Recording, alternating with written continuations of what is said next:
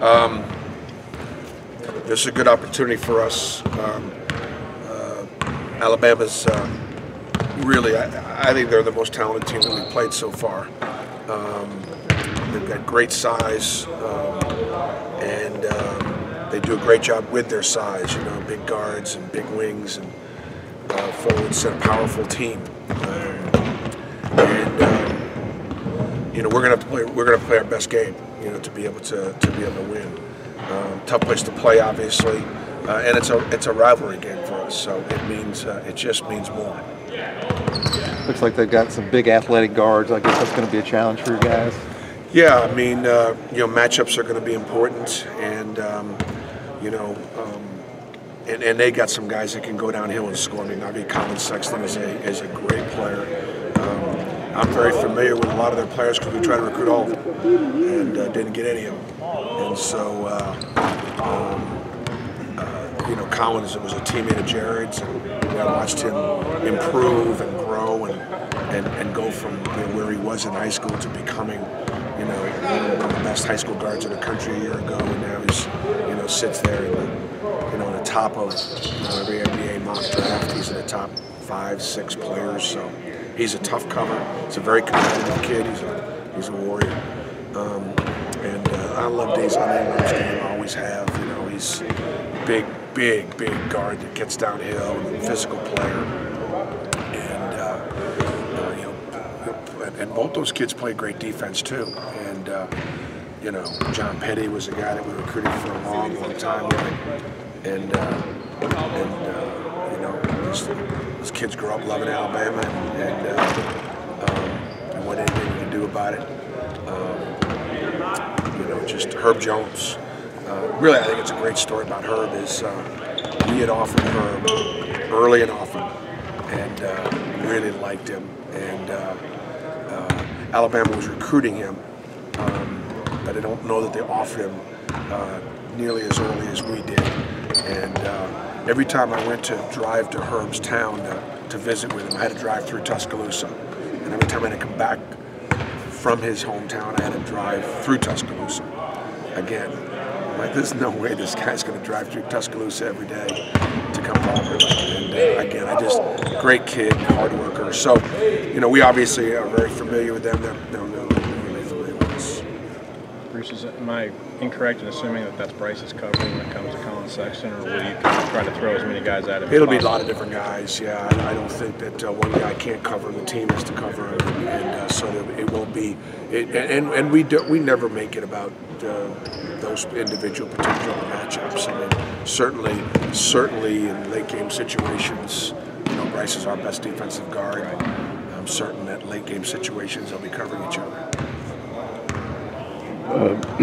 Your reaction to the news of Austin Wiley not getting approved to play? Well, I'm obviously disappointed in the decision.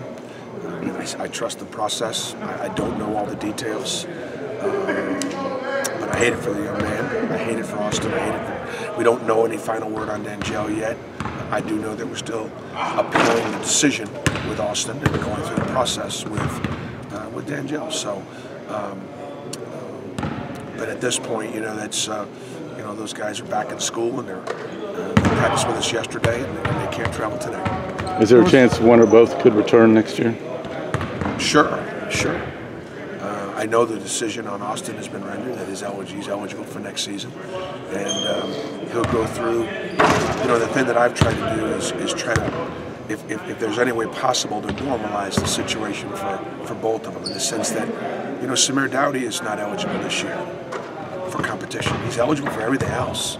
He's in school, he's training, he's practicing, but he lost his eligibility because he transferred. D'Angelo and Austin, they've lost their eligibility this year for other reasons. And so at the end of this semester, I would expect both those guys to find out where they would be in the draft and go through that process and see. That was our plan all along. This would be Austin's kind of his one and done year for sure. And so anyways, we'll deal with that this spring. Nothing changes for the teams of players that are eligible, but there's some finality sort of with the decision. Did you talk to the team about it? Did you have to? Did you feel like you had to? Wiley getting the news? Oh yeah. No, when we found out last week, we talked to the team, and unfortunately, we found out during practice, and it was really difficult for Austin. I just want people to pray for those kids. That's what I want people to do. Because I've always said they're victim in this situation, and so. But again, we get through it, and right now, Austin wants to be out there, but he also wants to help us. I mean, that's as much as any reason why he wants to be out there, and so he's able to help us in practice. Did you take a timeout during practice then when you found out? Kind of gather the guys? Yeah, no, we did. We got to him at the end of practice. Bruce, Bryce and other guys have talked about how they're playing for those guys. Is that kind of the mentality that this team has had all along? I think everybody has their own reasons. For me, the thing about coaching is I rely on my players. I rely on my coaches. I hope they rely on me, and we rely on each other. That's the beautiful thing about sports and competition and that kind of teamwork thing is that, you can't do it by yourself. And so then when you do it, it's so satisfying. You get to share it with the people that you love, and as hard as you worked at it. So if Bryce wants to play for those guys, great. I don't know that that's our universal theme. Our universal theme probably is just trying to bring some respect and credibility to all the basketball. One of the things Ben said on Saturday, one players he pointed out on Saturday was Malik Dunbar and how he made an impact on Saturday. Can you kind of discuss his role and how he played on Saturday? Yeah, I mean, like I can't tell you how many times has Malik come in and be playing 10 to 15 minutes a game behind Mustafa. Again, Malik did not come in here to play behind Mustafa and Bryce Brown. It's just that those two guys have both improved so much and have found themselves ahead of him in the rotation. And so, Malik is a huge part of our team, of our spirit. A great teammate.